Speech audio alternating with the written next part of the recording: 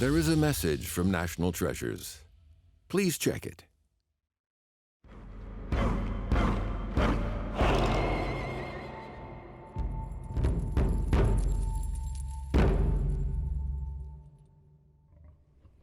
There's something inoffensive, maybe even cute, about this squatting bronze tiger. At first glance, you might even be hard-pressed to identify it as a relic from thousands of years ago. But that's exactly what it is. It belonged to a military commander, an emblem of power invested in him by a king. And what better symbol of military prowess of a monarch than that king of the beasts, the tiger? Whoever possessed it wielded the power of a king, which is why, 2,000 years ago, Lord Xinling risked his life in order to get his hands on it.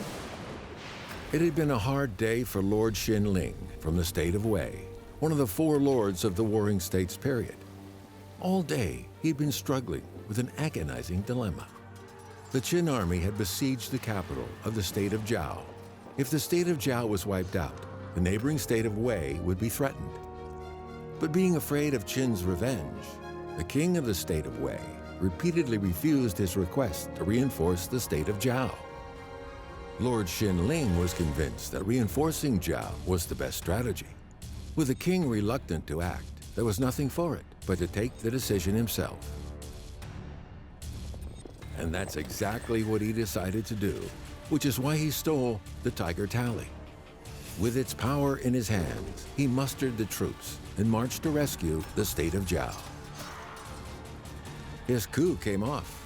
Zhao was saved, and the state of Wei left secure for now.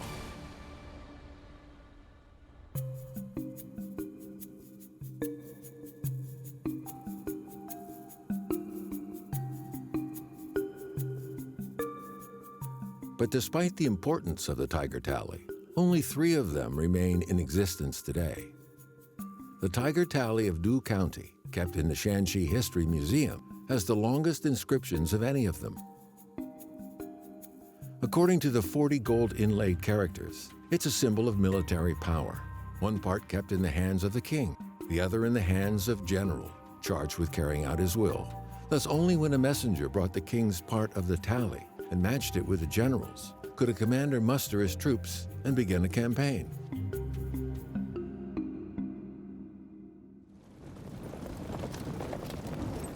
The Warring States period was a time of ceaseless conflict, a war of all against all, when life was nasty, brutish, and short. The balance of power, therefore, was critical, and a hasty decision on the part of a general bent on using his own initiative could have catastrophic consequences. That's one reason why these emblems came into being, to prevent generals from overextending their authority.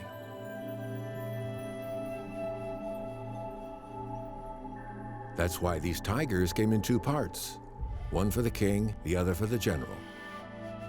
Only when the 2 parts were joined would the authority of the general in the field be activated.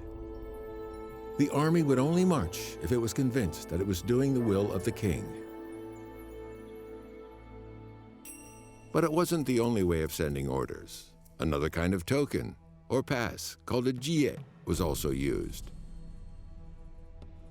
This is the bronze pass of Prince Qi, Lord of Ua. It's kept in Anhui Museum, and in a sense, it's a very early form of passport. It was issued by King Huai of the state of Chu to his son Qi, or Lord of Ua, in 323 BC. There were 2 types of bronze pass, one for boats, the other for types of vehicles. Each of the parties held 1/2. Only if the 2 parts matched would the bearer be given free passage. Of course, these were fairly rudimentary methods of establishing identity, authority, and credentials, eventually fading from historical record. But a start had been made. It would be for later generations to develop the vast, elaborate systems of identification and enforcement, which would in time take root across the whole of society, becoming the cornerstone of the maintenance of the Chinese social order.